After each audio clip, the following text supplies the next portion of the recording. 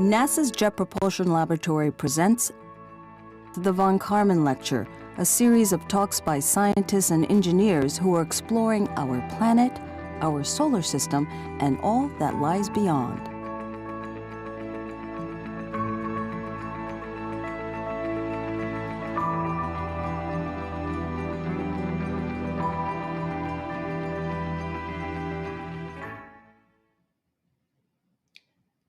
Hello, everyone, and a very pleasant good evening to you wherever you may be. I am Brian White from JPL's Office of Communications and Education, and welcome to the Von Karman series. Tonight, a discussion 45 years in the making.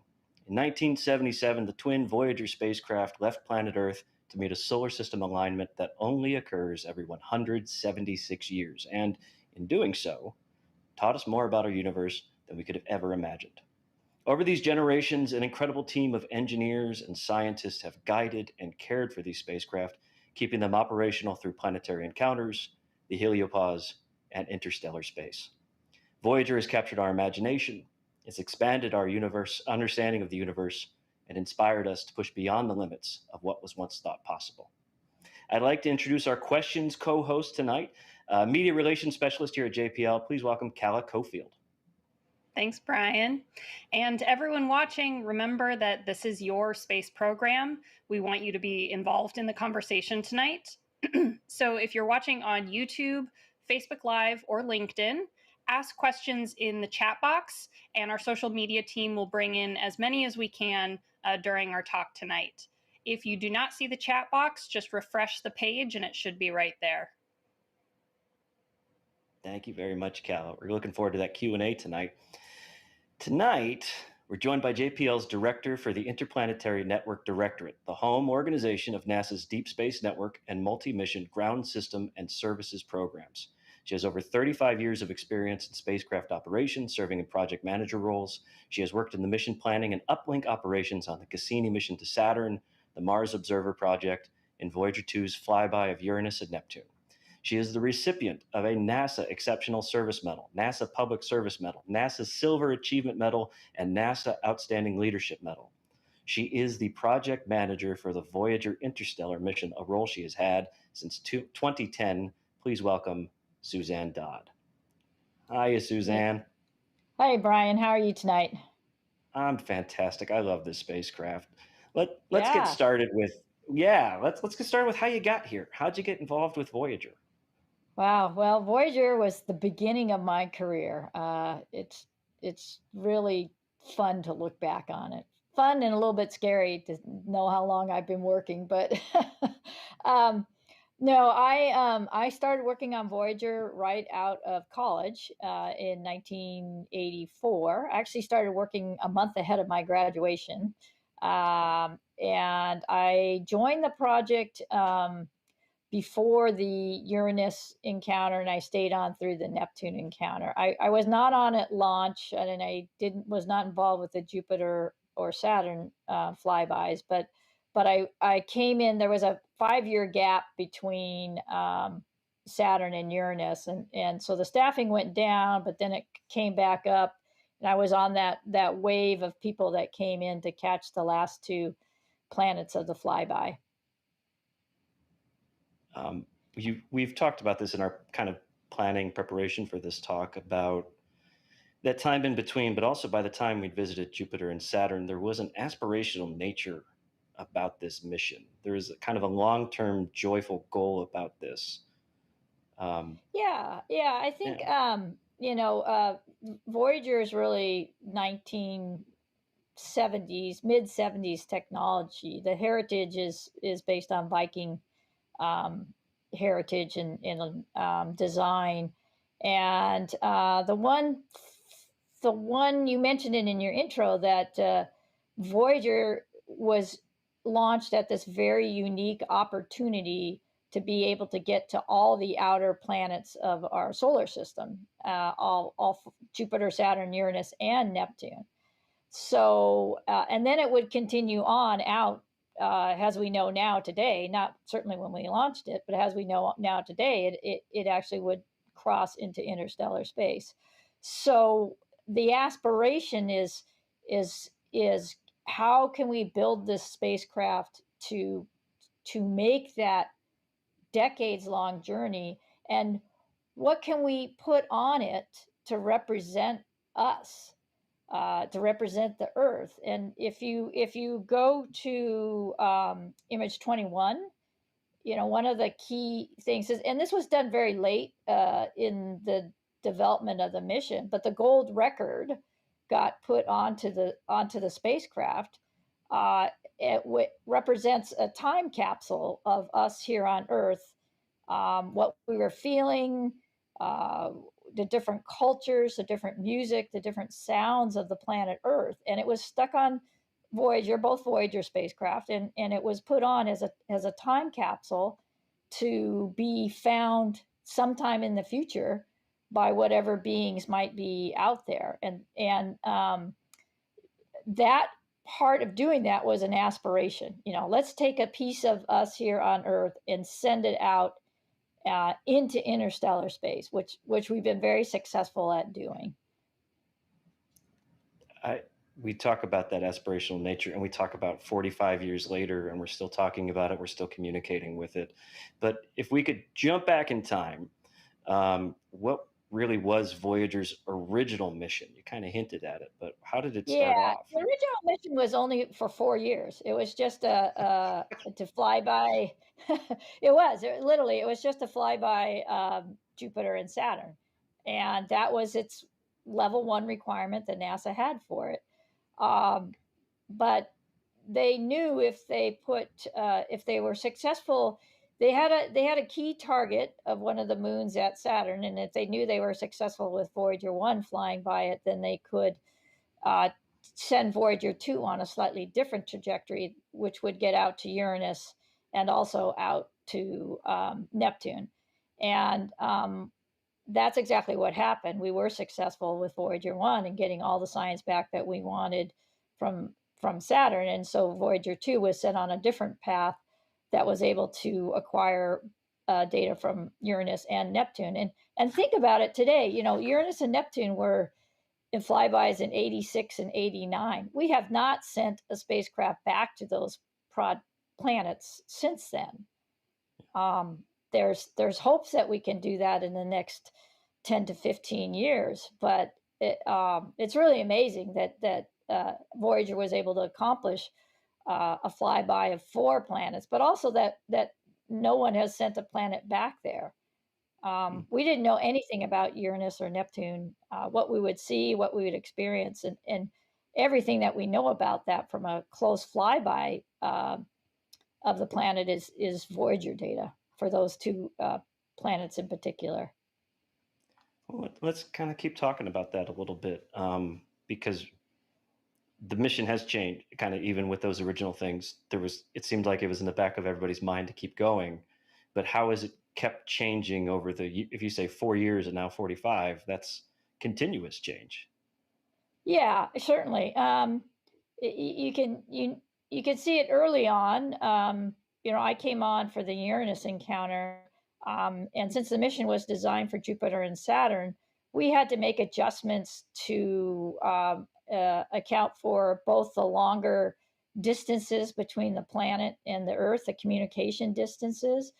We had to make adjustments for the light levels. Certainly, Neptune is the sun is much darker at Neptune than it is at Jupiter or Saturn. So we did some engineering changes to the software in order to adjust for the different light levels at those planets. And as you can continue out, certainly the biggest challenge that Voyager has, I should say one of the biggest challenges Voyager has. We have a lot of challenges. We're getting up there in years, so we have a lot of challenges. But one of them is our distance. Where Voyager 1 is 15 billion miles from us. The one-way light time there is 21 hours. So we can't communicate very quickly with it, and the data rates are very, very low. 160 bits per second is the data that we get back, and we have to use nearly every antenna at a DSN complex. So a 70 meter and 3 34 meter antennas all arrayed together to get get 160 bits back because of our distance. So those challenges, the distance challenge really requires the spacecraft to be very autonomous and to have fault protection where it can put itself in a safe state and not expect to be commanded right away. We have to have processes and procedures on the ground where we can get enough information from this sort of trickle of data that we know how to fix anything that might go wrong. One of the things we did after the Neptune flyby is we repurposed the memory that was being used by all the imaging instruments, so the instruments that would take pictures of the planets. There's nothing to take pictures of where Voyager is once it left Neptune. So we basically turned off all those instruments. One, that saves us power, but two, that saves us memory. And we repurposed that memory to be able to put a standard routine of activities on the spacecraft so that the spacecraft just is in essentially a loop of executing all those activities over and over and over again. Where we are now is we're getting very limited on our power.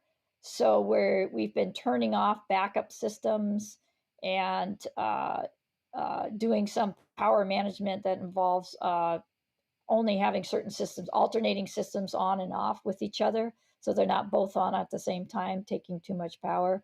And so it's a key. One of the key resources we manage now is the power, because the power margin levels are very low. And the other one is actually the temperature, because it's very cold where Voyager is. And we need the propellant that the thrusters use in order to keep the antenna pointed at the Earth. We need that propellant not to freeze, because if it did, our antenna would drift off the Earth, and then we wouldn't have any more communications. So that kind of gives you an example, Brian, of some of the things we work with and are challenged with today. I want to take a step back to some of the. You talked about the imaging and the Neptune encounter. I want to talk about that Neptune encounter and kind of the vibe and the feel. I don't know if there are too many things that kind of mimic that today with science and pop culture. Yeah, it was just such an electric atmosphere here at JPL, and I think a lot of it had to do with the sense that one, these were flybys, right? So we never seen these planets, and in particular Neptune is really one of my favorites. I got to be involved with the closest approach sequence for that. And it's really something I look back on as a highlight of my professional career. But the way they did the press conferences during the Voyager days is the press actually came to JPL. They don't do that anymore, right? Everybody's kind of like we are right now. Everybody's Zooming or, talking through computers, but they were there and they were in person. And we actually have an example of that. If we bring up image 11, we can kind of take a good look at that. Yeah, so this image shows Ed Stone being interviewed by several press members, and it was about a 2-week period where they would have a 10 a.m. press conference every morning, and the scientists would come and talk about what they were learning and show the latest images. And Von Karman, they did it in Von Karman, and the auditorium was full. Every day it was full. And before that, they had to bring in they brought trailers in for the press to stay in, and you could see some of the really I would say Walter Cronkite, but some of the more famous reporters come and be interviewed, and interviewing people on the mall or interviewing people out in the in front of the JPL sign, and as you drive in, and there are a lot of reporters around. There was a lot of scientists. There was a lot of activities, and it went on for about 2 weeks. So it was really an exciting day. It was great to come to work. I think everybody felt like it was fabulous to come to JPL and see all this and have all this excitement and activity going on. And once you're involved with that, you're hooked. I mean, you don't get that feeling in very many professions, I would say. And I think if you're at all inclined to liking space, just being able to see the work you've done, having it execute, and you have to cross your fingers when you send commands to a spacecraft. It doesn't always work, but in this case, it was basically flawless for essentially for the Neptune encounter, and just really rewarding to have your work shown and people being excited about it. And it's really the whole world. I mean, Voyager has touched the whole world, and it's just led to so much more science discoveries. I want to stay with Neptune for a moment, because I know you've got a little memorabilia from that encounter, and it made me very happy when you showed me. I just want to show the world. Okay, you want to see my? So if you go to picture 13, right? So one of the other really fun parts about the Neptune encounter was, and this is a good image of it, we had a party after the Neptune encounter. It was sponsored by the Planetary Society, and that is actually Chuck Berry, the real Chuck Berry, on the steps of the in front of the mall, in front of our 180, which is the building that the lab director lives in, playing Johnny Be Good, because Johnny Be Good is the hit song well, I should say the hit song, one of the songs on the Golden Record. So one of the things they handed out at that event is a little gold coin, and it's signed. It should say it's a limited edition, so the back of it has a number on it. You probably can't see that, but I've kept this, all along, and it really reminds me a lot about how much Voyager and how much the Neptune encounter means to me professionally, but also just as a human being, and feeling like you're able to contribute to society. I think, yeah, I had kids around right after that, and their science books have pictures that Voyager took in them. They still do today, because Neptune is probably there's no other good images of Neptune taken by a spacecraft. Voyager is it. So anyway, it's just it's very humbling and really fun to be part of the excitement of a planetary mission. And I think Voyager has a lot of people's hearts. It does. I want to come back to that societal impact, but I want to stay with Neptune for just a half second, because that encounter happened, and then how long until we got to interstellar space? Yeah. So the Voyager encounter was in August of 1980. I'm sorry. The Voyager encounter with Neptune was in August of 1989. I actually left the project after that, and worked on Mars Observer. I worked on Cassini. I worked on Spitzer, and I didn't come back till 20 years later. And the project was still traveling through the heliosphere. So when they sold the interstellar mission in 1990, they basically said, "Oh, it's about 50 AU. That's where we think you'll cross the heliopause into interstellar space." And that's another. I try to do the calculation. That's another 5 to 7, 8 years or something like that. Well, we crossed at 121 AU. It took us 22 years to cross from 1990 to 2012 before we crossed interstellar space. And I think Voyager was kind of forgotten for probably all of those 20 years. A lot of the same people worked on it. Obviously, the staff was very downsized from the multiple hundreds of people that worked it during the Neptune encounter. I know it got skinny down to maybe 50 or 60 for the next 10 years, and then it got skinny down to like about 15. And really, where we are is in the 12 to 15 range of engineers who support Voyager. And Voyager is 2 spacecraft. It's not just 1 spacecraft. It's 2 spacecraft that are still operating. So that's a very small group of very, very dedicated engineers with really now a very unique knowledge set. So it's incredible that it's lasted as long as it has, but it's in part because of the hard work of the current engineers who have been on the project for decades.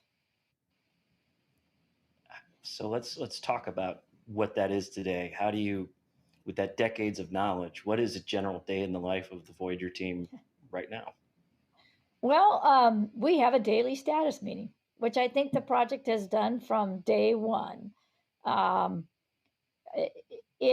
of the time, it can run anywhere from 5 minutes. It's like a morning meeting, a morning tag up meeting. It runs anywhere from 5 minutes if everything looks good to an hour if we have longer discussions. And actually, in the last couple of years, we've made one of the meetings be more of an engineering focused meeting where there are longer discussions about trade studies and things we're working on, presentations on the different engineering changes we could potentially do. But there's still these sort of 5-minute stand-up status meetings that go on just to check in. What's the next set of commands we're doing? How did the DSN perform during this last pass? Yeah, and beyond that, then I think the engineers spend their time doing sequencing, building the next sequence, and then also a lot of now it's a lot of analysis about how we can make this spacecraft last as long as possible and go as far as we can into the interstellar medium.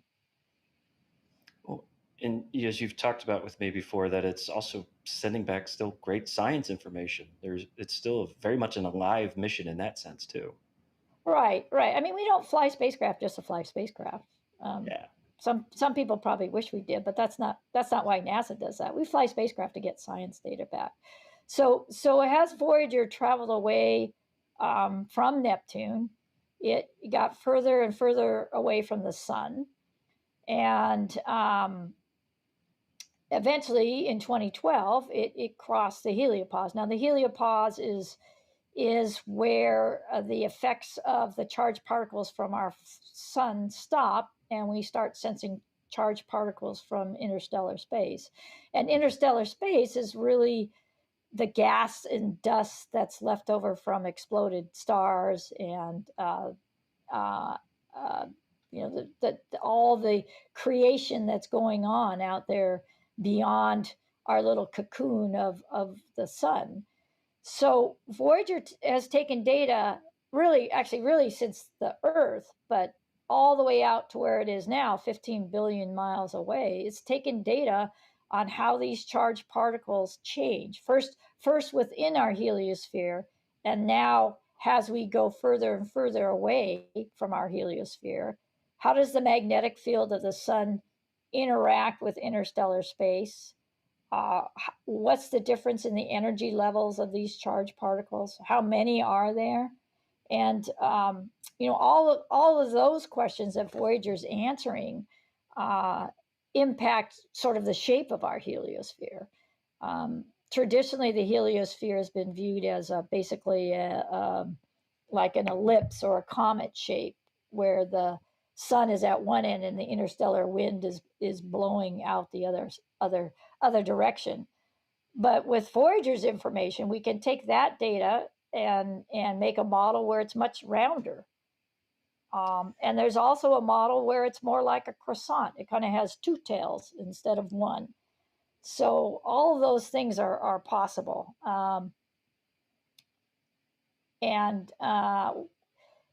It's the importance of the data now is that it's continuing to get that record of change over time. Okay. And just like no spacecraft has gone back to Uranus and Neptune, it's going to take 50 years for any spacecraft to get back to where Voyager is now, and to get that in situ data. Okay, that it's so This is kind of impressive. this image right here sort of shows you as we're leaving what the color schemes represent sort of um, the different aspects of the charged particles and the density of the charged particles that we've seen. Excellent. I'm just so amazed by the science that's still coming through. I'm amazed by the team, and as you mentioned before about their science books that have these images in it, the societal impact of this, you get some pretty fun fan mail with Yeah, I Voyager. do. It is fun. I have a few of my favorites that I've saved. I got a I got a note from a young girl, like a 4-year-old girl in Germany. Her mother actually wrote the note, but it came with a picture. It came with a picture of Voyager 3, and Okay. this girl was describing all the instruments on what that should be on Voyager 3, and one of them was a vacuum cleaner, because we need to sweep up the dust and understand what's in the dust. And literally, she's exactly right. You know, if you dumb down, a fancy instrument, it's a vacuum cleaner. You know, we want to see what the dust particles are made of. We want to capture some and see what they're made of. That's not what Voyager 1 or 2 are doing, but it would be a great thing for Voyager 3 to do. So I have a 4-year-old in Germany, which again shows the wide range of people in the world that look to Voyager for their inspiration. But I also got a fan mail from a gentleman in Texas, who is probably, he didn't really give his age, but I had to guess he's probably 80 to 90. He sent me a $5 bill. He said, I really, really love the work that you're doing with Voyager, and I want to buy you a cup of coffee and a donut. And he sent me a $5 bill. I returned it with some nice swag, and I said, thank you so much. I mean, your letter is enough to make me feel good about what I do, and thank you for your interest in Voyager. But it's great. It's great. I've had people send me pictures of their Voyager tattoos. I won't go into too much detail here, Brian, but there are people with Voyager tattoos that are very proud of them. So, Well, I want to get to that public. I want to get to the folks that are tuning in right now, and I want to see how the Q&A is going. So, Calla, how's the conversation going out there? We have so many wonderful questions coming in. People just want to know about every aspect of this mission. There's a whole bunch of questions just about communicating with the spacecraft and, how that's changing. So Lorraine on Twitter just asks, what's the length of time to send and receive a message to the Voyagers? yeah, I sort of alluded to that earlier, but it's for Voyager 1 is traveling faster, and it's further out. Voyager 2 is never going to catch Voyager 1. So if we just talk about the furthest out mission, it's one-way light time. So the time it takes the signal to go from the Earth to the spacecraft is over 21 hours. What that means is that the round trip right time is 42 hours. So it's nearly 2 days from the time you send a command to the time you receive an answer from the spacecraft that it got the command. And if you think about it, talking to the moon is maybe 3 seconds. Talking to Mars is 20 minutes. So we're measured in multiple days now, at very low data rates. So we can't really say much either. But that's a challenge, and again, it means that the spacecraft has to be very autonomous and do a lot on its own, and that's how we've restructured the mission and for the spacecraft to be able to be autonomous. And on a similar note, Rob on Facebook asks, because you mentioned earlier that the signal is getting fainter the further these things go from us, and you mentioned that you have to configure all of the antennas at these DSN sites. So is there a limit? How long do you think you'll be able to get a signal from Voyager? There is a limit, but there's also the ability to add antennas in on the ground to array more antennas. The Deep Space Network is actually expanding. They're putting in a fourth 34-meter antenna at each of their sites, and we'll be able to array 4 34 meters with a 70-meter, and that gives us 3 or 4 or 5 more years. But there is a limit. There is a limit, but we're probably not going to hit that. Or if we get close to that, let me just say it this way: if we get close to that limit, we'll just keep adding more assets on the ground. We'll find a way to array other antennas. We can array maybe something like the Very Large Array with the DSN. We've done some of that in the past. The Neptune encounter, actually, they did some arraying of antennas that don't belong to the DSN with the DSN antennas, just to get that very faint signal of data out. So I don't think that the ground is going to be a limiting factor to the life of the mission. Well, on that note, Abigail on Facebook asked a question that I'm sure a lot of people want to know. How far do you think the Voyagers will go? Well, again, there's 2 spacecraft, so that in itself is amazing that we have both spacecraft operating for 45 years.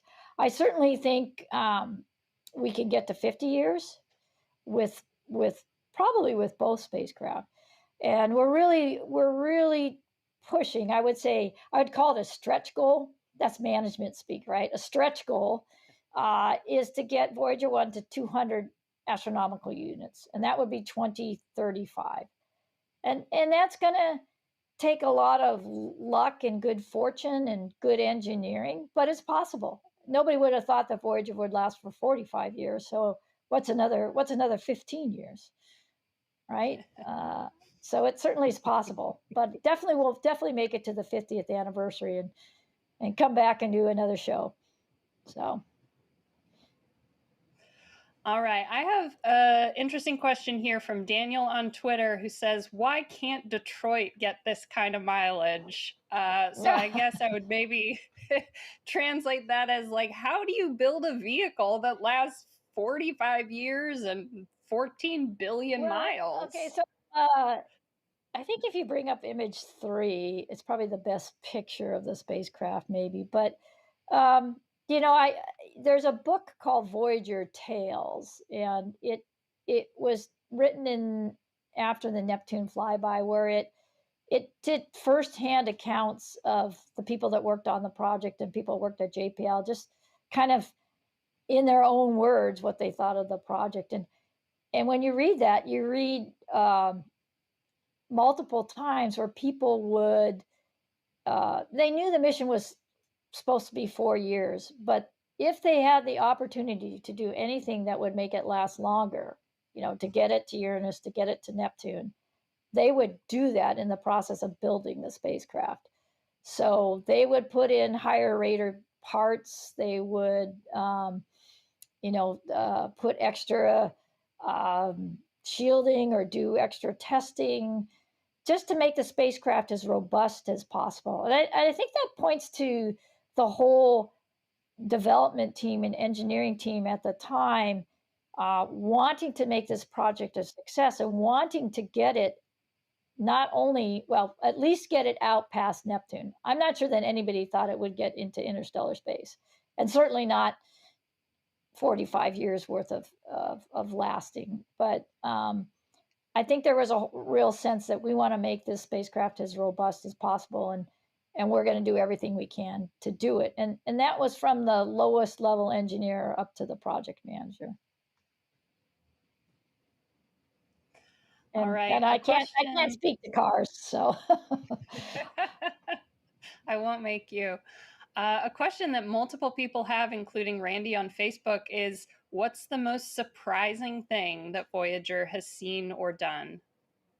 So that's a popular question, but I also think it's in the eye of the beholder. If you ask the different scientists who have worked on Voyager, everyone would give you a different answer. And I think You know, if I've listened to many talks by Ed Stone, who is a project scientist here for the last 50 years.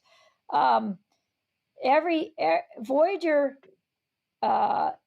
every time Voyager, they had a question, and Voyager, I'm trying to say this correctly, Voyager provided more questions than answers, right? Every time they flew by a planet, they saw something new, whether it was volcanoes at Io, the first body outside of our Earth that we saw active volcanoes on, you know, rings around Uranus and Neptune that we had never seen before. I think if you bring up image 15, you can see, I personally like this image because it was one that I was involved with taking. But you can see this giant blue spot. Everybody knew that Jupiter had a great red spot. Well, so Neptune has a giant blue spot. Nobody knew that, and so just the interactions of the atmosphere and the ring systems. Certainly, every planet and every flyby had a discovery that was new and got us asking more questions about what we knew about our solar system. And the same is true for interstellar space. You know, there were models. I mentioned that, you know, the differences in the models of the shape of the heliosphere, but there were also models about the density of the plasma and how that changes as you go out from our heliosphere. So that doesn't match what we thought before Voyager got into interstellar space. So we're rewriting, you know, scientific history or scientific discoveries. And I think Voyager is a voyage of discovery, and I think that's its real legacy. That's great. Thanks, Susie. Another question that a couple of people have asked, including one intuition on YouTube, has the rate of travel decreased, or have the speed of the Voyagers decreased over time? No, the Voyagers have the same speed that they have from their last planetary flyby. So for Voyager 1, it was the Saturn flyby that has it left Saturn, and if it as it left the gravitational pull of the planet, that's the speed that Voyager 1 has, and the speed that Voyager 2 has is from its flyby of Neptune. They don't speed up or they don't speed down. It's a constant velocity. Okay, Susie, a couple of people asked a question like this, including Mai on Facebook. Because I know you've said that, you know, the Voyagers are 45 years old and there have been challenges with keeping them going this long. So what was the most exhausting day on the Voyager mission for you, or the most challenging? That's an interesting question too. You know, we have some long days when we get some data back that doesn't look like what we expect, then we have to spend some long days talking about what's the next set of commands we want to send to help diagnose what we might be seeing. And I think the Voyager project is a constant balance now between the power margin and the thermal. And so we're always discussing that, because you can imagine you could save power by turning something off. We have a digital tape recorder on Voyager 1. It still works. We still use it. But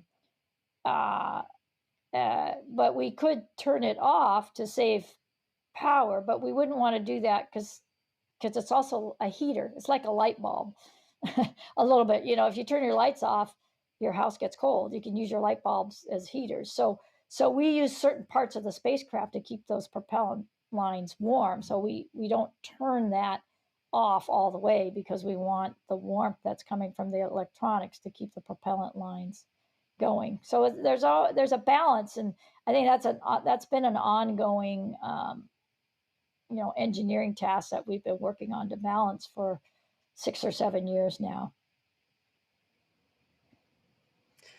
Thank you, Susie. All right, we had one more question, and and I have lost who asked it. Crystal on Facebook asks, what will happen when the power runs out? So what will actually happen, when the spacecraft have done as much as they can do? Yeah, the transmitter on Voyager is a 20-watt transmitter. Basically, it's about the power level of your refrigerator light bulb. But it takes about the transmitter takes 20 watts of power to operate. I'm sorry, I said that wrong. It takes 200 watts of power to operate. And once we get down to that level, we won't be able to get signals from the spacecraft anymore. So we talked about, we've been turning off instrument heaters now for the last 3 years to save power, and the instruments are still operating, which is remarkable because they've dropped in temperature by about 60 degrees Celsius. So they're very, very much colder than what they were tested at, and colder than what they were designed to operate at. But they're still operating, which is another remarkable thing about this spacecraft. But we will eventually be turning off instruments as well to save power. And the last instrument will leave on, and we just will eventually not get a signal from the spacecraft. And that's how the mission's going to end. We could probably predict, maybe within a year when that happens, but and that's assuming that we don't have some other anomaly or something else doesn't break. But if the spacecraft's operating fine, what's going to happen is it just eventually will go silent. And that will be a very sad day. That is going to be a very sad day. It's actually a very sad moment because this is all the time that we have for our talk tonight. Susie, and all of our meetings up until this point, I could have talked to you for hours and hours and hours, but I want to have a lot of stuff I could keep going, but you'll have to have me back, Brian. We'll always, anytime. So folks, that is all the time we have for tonight. If you join us next month, we're going to be talking about the Owls Ocean World's Life Surveyor. I'd like to thank Calla and everyone behind the scenes who make these talks possible. But most importantly tonight, I would like to thank the tremendous Suzanne Dodd for sharing her passion, her intellect, and her care for this transcendent mission. Thank you to all of you for joining us each and every month. Stay safe, stay kind, stay curious, and we'll see you in September.